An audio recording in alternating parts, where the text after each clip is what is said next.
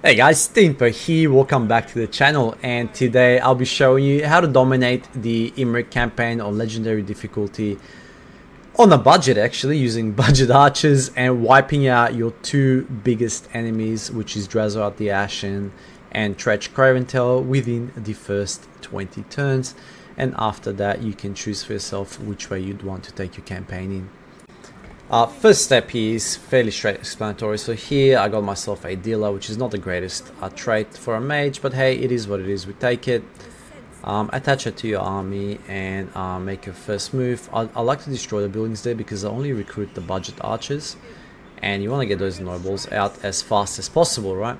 So here are most of these fights you're gonna have to fight manually, unfortunately. So the more of them you fight manually, the better shape you're gonna be moving forward from this obviously from the start battle onwards, right? And dwarves can be tricky. It's not a hard fight, but it's just very micro intensive to make sure you get around their archers and their catapults. Alright, so once you've completed the fight, you can do a lot better than me there. I was very impatient. I just wanted to get the fight over and done with. I've took some damage there. In the grand scheme of things, it's nothing, right? You heal over the next turn anyway, but it's very important that you fight this manually. Next up, we want to push the Bone Gulch here, which is going to be our first small settlement we're going to take. Guys, you can auto-resolve this if you want to. Once again, it's entirely up to you how you approach it. I here will auto-resolve it. Obviously you can take some more damage, but you have enough time to recover from it, right? Once again, I'd highly advise you fight it manually, but if you're impatient like me and you're confident that you can, you know, fight the fights that are to follow, then just auto-resolve it and save yourself some time. Check all your heroes, make sure you've upgraded all of them, tick all the technologies, and then whether you want to go for money or public order is entirely up to you, right? Our whole campaign will depend highly on war economy, so it doesn't really matter which buildings you sort of go there for, as long as it's not causing you any revolts. So turn 2, you won't be able to take Ashridge Mountains, so what you want to do here is recruit some archers, some more archers that is. Check your technologies, check your buildings, make sure you've built everything before you end the turn there. Always go for archery powers first, because we'll be running a lot of archers. Check if anyone wants to be a friend. I doubt anyone will this early on, so you can just go ahead and end the turn there. So in turn 3, once again, fairly straightforward, we attack Ashridge Mountain there. As you can see, my cavalry and my dragon have taken some damage there still.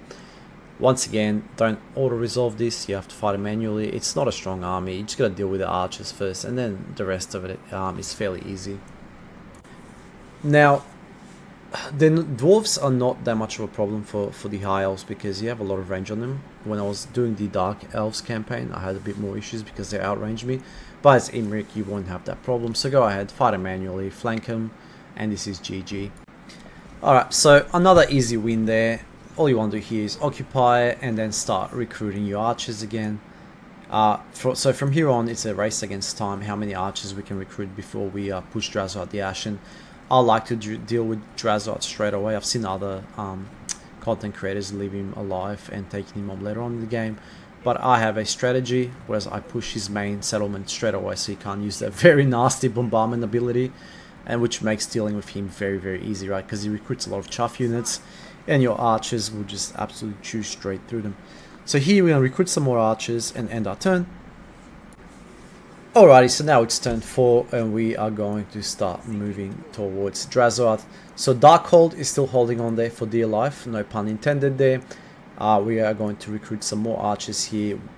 We need to have a full stack, so make sure you change your settlement commands to allow you to recruit for that additional extra unit, because it does make a lot of difference, right? Because we'll be able to have a full stack by the end of next turn. Alright, so turn 5 is another uneventful turn here, but it is critical that we max out our stack here, as we'll be pushing forward on the Black Fortress. So get yourself some more archers, and we are going to keep our cavalry for now because we will need them. You can check to see if anyone wants to be a friend yet, but it's still too early. I don't think anyone wants to do democracy with you yet. Aside from that, just make sure you check everything's been built, and then just go ahead and end the turn.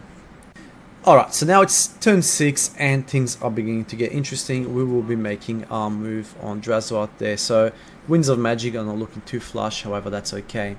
The main thing here is, more often than not, you will find a new army being gathered outside the fortress, which will give you, and I've tested this 3 or 4 times, right? And it will give you better odds when fighting the battle, because then you just set up and wait for their their reinforcements to show up, right? So you see there, he's recruiting an army now. So in turn 7, we are going to go and attack that army, and we are going to fight him outside the settlement, which is a lot easier, and you can set up a nice little ambush for the incoming army there. By all means, you can auto-resolve that, but then you're going to be really weak when Drazhoath does push you, and he'll push you in 2 turns following that, right? And I've tested out multiple times. He always does the same thing, right? There is an off chance he might go down south to attack your settlement, but if you're, if you're just weak enough, he will come and push you, right? So this is a very straightforward fight. As I said, you need to set up in the corner and wait for his reinforcements to come there. The hardest part about this battle is dodging the bombardment ability, right? But you can just get him in a chokehold so easily here, and by the time the rest of the reinforcements come through, the main army would have just made its way to you. See there, like the bombardment, I'm trying to dodge it. Once you dodge that, there's 2 of them, right? The first one will go for your cavalry, so make sure you have your cavalry stationary, and then as soon as they drop the ability, you just move them. And then the second one, they're going to try and drop on your archers, right? And once again, it's very easy to dodge. I took a bit more damage than I should have there, but hey, it is what it is. And you want to be a little bit weaker, so Drazhoath does push you, because if you have a full stack and you've came out of this battle unscathed, then he may not even go for you, and he's going to go down south and pillage your land. And right now we only have 1 army. We don't want him to push south. We want him to come and deal with us. Okay, so that was minimal casualties there. Take the money or whatever it is you need to take, and then attack the Black Fortress. At this stage, their forces are depleted, so this should be a fairly straightforward auto resolve, right? Occupy it. And then go and build some public order in there. You don't want it revolting, especially after you confederate with Caledor. But for now, it's smooth sailing. The next pivotal thing is to make sure that Drazhoath goes for you. I also like to recruit a prince here that I don't care about for. The whole purpose of this guy is to essentially draw their armies to him. He's a sacrifice, he's a sacrificial pawn, right? I don't care about the loss. They're going to come and attack him, and then I'm just going to go and wipe out those armies. What you want to do is make sure that the armies is recruiting at Darkhold and north of you, they push him, right? Like you saw there. I don't care for him. Let him draw them in, like further into your territory, and then there'll be 2 armies there that are just sitting ducks at very low strength, right? It is now turn 8, and our master plan is coming together perfectly fine. So we've drawn 1 army there, which we are going to go and attack, and that army is going to push a little bit further north. So we are going to go ahead and attack them. Auto-resolve it, they're very weak.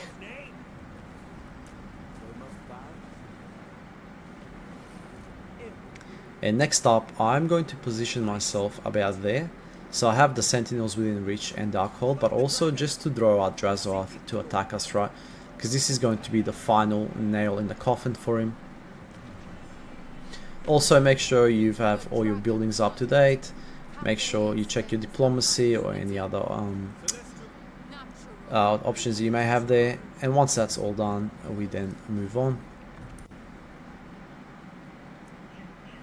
I've decided to go down the blue line here with Imrik for the extra movement and the reduced army costs.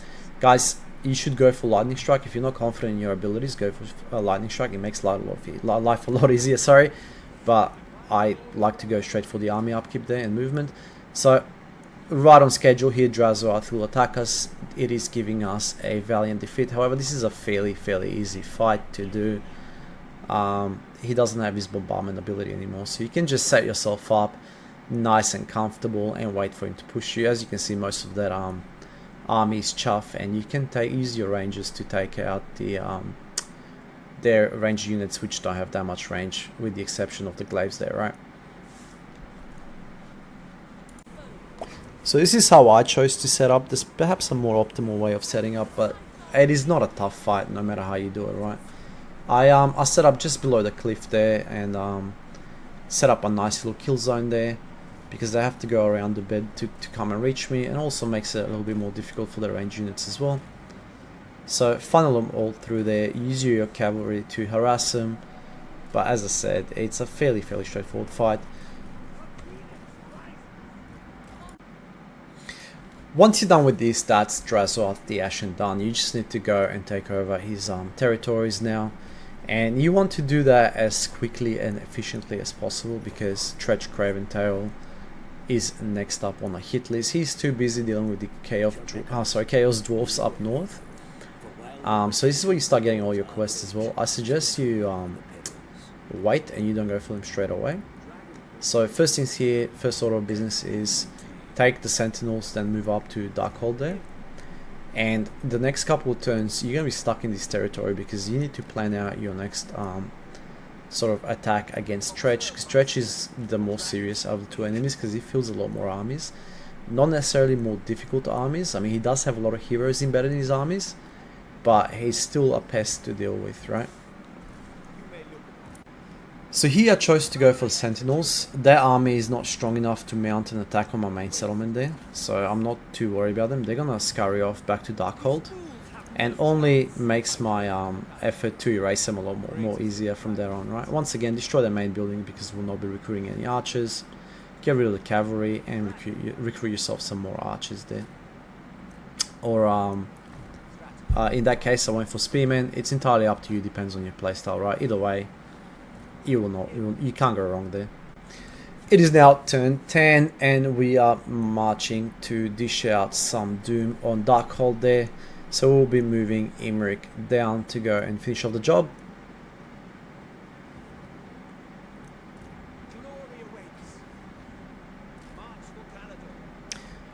I shouldn't have forced much there. You know, you should or you shouldn't. It's entirely up to you. I should have gone for Winds of Magic. But either way, they're not strong enough to attack you. So they got 3 army there, none of which are really problem enough to cause you any real issues. Sentinels is too far away and they just can't do anything to you, right? Right now, all we do is make sure we tick all technologies, all the upgrades, characters, so on and so on. And then we are going to end this turn and go for turn 11. So turn 11 is really pivotal here for 2 reasons. One is because you're about to wipe out Drazhoath once and for all, but also because Greasus is about to finish off fighting his enemies and he will then turn his attention to you. And what you want to do this turn is, by all means, first is recruit a new lord, because you will need the extra army when you go for Tretch. Essentially what the new lord is going to do here is she will act as a buffer. So I like to recruit a life mage. I feel like, in my humble opinion, is the best Law of Magic. It's a no-brainer, right? Because she will tear through the Skaven early on with her starting spell. Super powerful, right? And then your archers are just going to finish them off. So go ahead and start recruiting here. Also, why we decided to pay such a steep price for being friends with Greasus is essentially you want to have that right flank secured, and then you want to drag him into a war with Tretch Craventail. So that 6k is going to be a very good investment. You know, you will get that gold back eventually. However, having that right flank secured is absolutely priceless there. So keep recruiting archers, have that mage start pushing up on Tretch. It is critical that she watches your flank as well. And essentially what you want to do is you want to pivot all of Tretch's army towards the left hand side where Mount Greyhag is there, and just set up a kill zone there and go from there. And that way, essentially what you're ensuring is he's not bypassing you into your territories, and you just wipe him out one army at a time. And trust me, he has a lot of armies coming down your way. So turn 12 here, I've challenged the dragon. As I said, I have all intentions of fighting it. However, not for now. We need to deal with Tretch first, and Tretch is an absolute threat at this point. He's rank 46, we are rank 150. So fighting him will be absolutely critical. So here we'll grab ourselves a crappy noble that has a debuff to charging, but we don't care about that because, you know, we're not running any cavalries here. We're only going to be running archers, and we need him to tank the Skaven. So that's turn 12 done there. It is now turn 13 and we are going to get our life mage and we are going to start moving up further up here, and we'll be recruiting some more archers. So her role, as I said prior, will be just to make sure our flanks are secured and when needed face some of Tretch Craventail's armies there, right? Make sure all your buildings are upgraded. We're not going to be recruiting any more lords here. I thought about it, but then I opted against it. 2 armies are more than enough to deal with what's coming our way. Alrighty, it is now turn 14 and we are going to start to make our moves towards Tretch. So here we are going to continue recruiting. It is really important that we have 2 nearly full stacks happening, because he will start dropping into our territories as soon as we declare war on him here. Okay, so next up we are going to move to Mount Greyhag there. First things first, we'll see if we can squeeze some money out of Karakazul here. I mean, why not? We are going to be declaring war on Tretch anyway. Might as well make some friends and make some gold in the process there. Cool. So this is going to be a fairly straightforward fight. If you're lucky enough and you catch an army in there, then you get to kill 2 flies at the same time. We were not, so from now on things are going to escalate very fast. My next target is going to be Crookback Mountain. However, before we get there are a few prerequisites that we need to take care of. Alright, it's now turn 15 and we are going to start plotting our way towards Crookback Mountain. However, here I can see there's some armies in my area. I don't know where they are, so I'll position Imrik there just to make sure that they don't run away, and with this other lord I'll be pushing up just to see where the army is, because it's such a small territory. There's somewhere in the mountains, and here you'll see they are in a stance down there. So she'll keep recruiting here, right? She's almost nearing a full stack there, but still not quite there yet. So her job will be to protect the sentinels and then eventually make her way down south once we deal with Tretch, but for now she'll be there. Make sure you check and exhaust all your diplomacy options before you end the turn there. Turn 16 is going to be a fairly straightforward turn. We'll try and get rid of them 1 army at a time. So here I've pushed that army there and I'm going to use Imrik to finish them off, and in the meantime get some experience for our lord. Led by the winds. Loyalty is all. The dragon's rage. Let us wake the dragons. Once you have dealt with one of the Clan Victus army there, Imrik will begin to make his way towards Crookback Mountain there. However, you can see my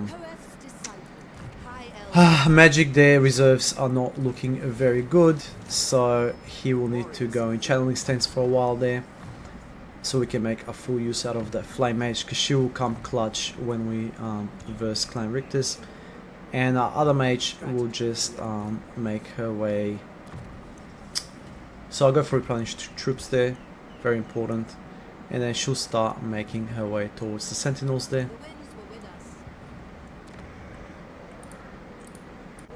So turn 17, as I said, we're pushing towards the sentinels. I expect he will send some armies down that way. But I can also see greasers moving towards them as well. So hopefully we can double team them. In terms of Crookback Mountain, I see there's an army residing there, and my magic reserves there are still not what I need them to be. So we're just gonna maintain the channeling stance and move a little bit further north just to see if we can get a sneak peek as to what's happening. And our mage lord there will continue recruiting, and that should conclude turn 17 there. Okay, now it's turn 18 and I'm going to use Imrik to lure the army out of Crookback Mountain there. So we'll go into ambush stance there. Hopefully they'll see a nice and easy settlement for the taking, and Imrik is going to be there to pounce on them when they do. So Mount Greyhag there is going to be our sacrificial pawn. Alright, they took the bait here, so now we are going to be using Imrik to push that army closer towards Mount Greyhag and then finish them off. That should make a dent into Clan Victus's ranking as well. So now they are 2 armies down, and they're down to 3 settlements as well. Close victory there. We take it. It's a no-brainer. You can fight it manually. You walk away with a lot less losses, but it doesn't matter here, right? So I'll force march Imrik there just for the extra recovery there. Meanwhile, we are going to recruit another noble here and add him to our army. And this one actually gave 5% charging buffs, therefore it offsets the 5% negative charging buff, right? Meanwhile, we're going to move our mage here just to make sure nothing ever crossed. Unfortunately, there is an army there that has already crossed. So she's going to go in channeling stance there. Hopefully that army attacks us. If it doesn't, that's fine. And we are going to go ahead and end our turn after we make sure we've built all the buildings that we wanted to build so far. Alrighty, it is now turn 20. The army has not moved, they stopped raiding. So we are going to go and attack them. They think they have a chance of winning. I mean, that's Tretch Craventail after all.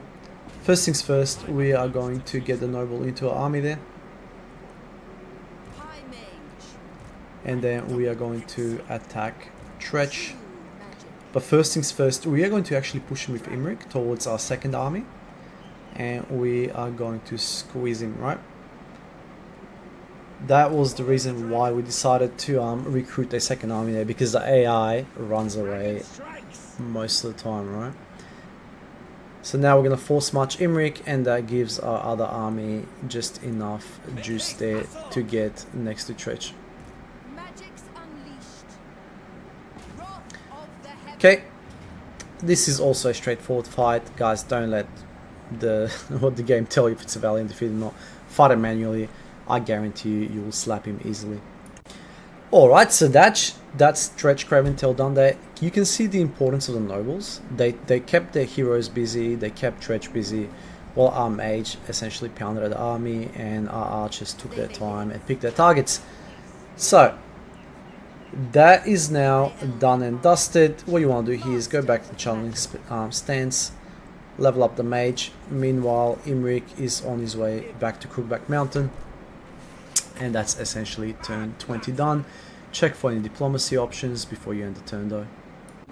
Turn 21 is going to be another uneventful turn. Here you just want to further cement yourself into Tretch's territory, or should I say on the border of Tretch's territory, because here you're going to be going and delivering the final blow. Meanwhile, you want her to start tracking down, because you'll be dealing with the ogres there and then quintessentially the vampires, right? So I'm just going to force march her there. She's got a full stack. All she got to do now is just recover. Meanwhile, Imrik and the Grease Goldtooth armies up there are going to take care of Tretch and the remainders of his armies. Alright, turn 22. Time to go and put another nail into Tretch's coffin there. So here, straight easy, auto resolve. And here, it's up to you what you choose to confederate. I usually confederate Calador there. It's always a good move. It'll dent your economy and your public order for a little while. But if you've set up smartly for it, you should be fine. There shouldn't be too many revolts happening. Plus, you have your second army running around, putting any of them down, right? So, it's fairly straightforward there. Here, I get rid of all the expensive units. I don't need them. I'm just going to keep running archers. They've served me really, really well, so there's no reason to stop now. Matter of fact, my whole campaign is going to be basic archers, but a lot of armies, right? First thing I usually do is I'll make sure that I'm friends with Tyrion. Check who they're at war with before you decide who you're going to side with, right? Because if Tyrion declares war on you, you're in a lot of trouble, and you don't want to be fighting the High Elves, you want to be fighting the others. So, up to you how you want to deal with that. Turn 23, we are now going to start moving towards Mount Silverspear. I mean, Tretch is down to 1 settlement, I think, at this point. 1 or 2. Pretty sure Greases took care of the other settlement there. So, yeah, he already did. So they're down to 1 settlement. That is the final nail in the coffin there. This army is going to attack Ruin's End there. And that should be that with the ogres. From this point onwards, guys, you need to monitor how the orcs are going, particularly Grimgor, right? Because he's going to be the next real enemy to fight. But you've dealt with your two most immediate threats. You have two full stacks now, and you can start playing a little bit more aggressively and start playing. Well, technically we have 3 armies now, right? So you can afford to play a little bit more aggressive and start pushing out there. Some really good here. Chest of Sustenance, minus 10% upkeep is always welcome there. Now, unfortunately, here I had to march Imrik back to deal with the rebellion, so Tretch Craventel gets to live for another day. So unfortunately, that gives him a time to amass a bigger army, or maybe he'll even respawn when I go to take him on. But this is free money and experience nonetheless, so we'll just take it. So after you deal with the rebellion here, we are going to continue pushing towards Tretch Craventel there. So we've taken some damage there. But hey, we'll take the gold. We don't really need the recovery rates for now. And we're going to move towards Mount Silverspear there. So we can see there's an army there. We just don't know how big of an army yet. It is now turn 25 and the final turn of this guide. So here we have Tretch Craventel with a huge army versus our 1 stack, somewhat damaged. Once again, it's giving us close defeat, but I think we can win this. Because the way we're going to fight this is we are going to attack the lord that's outside the settlement. And that will then force Tretch to come and reinforce from the side, giving us plenty of time to set up and not ambush him, but wait for him, right? Here you can see how I've set up for Tretch. It's not 1000 IQ move here. I have my dragons up there. I have my fire mage going in there to tank some of the damage. Unfortunately, she gets hit pretty hard by Tretch, so I will pull her out of there as fast as I can, and then I'll use my 2 dragons to harass the Gatling gunners. They're your biggest threat. The rest, the archers will do by themselves, and every time your spells become available, you just drop a Flamestorm or a Burning Skull on top of them, and that is going to be GG. Alright guys, so we took some losses there. Nothing major though. Most of the brunt was taken by our mage and one of our dragons, but hey, small price to pay for a victory. That is Tretch Craventel essentially done and dusted, and this will now pave the way for his ultimate downfall. Close victory there, auto resolve, and ta-da! Done. Clan Richter's is finished there. Anyways guys, from this point onwards, the campaign is pretty much in your hands, right? You've dealt with your 2 worst adversaries right at the beginning. Now you can take your time and start conquering the world map. I hope you enjoyed the guide. Please let me know your thoughts in the comment section below. I know everyone has different approaches to these guides. This is my playstyle. I like to play this way. It's fairly simple, very efficient, and you don't need to have an IQ of Albert Einstein, right? Anyways, hope to catch you next video. Peace.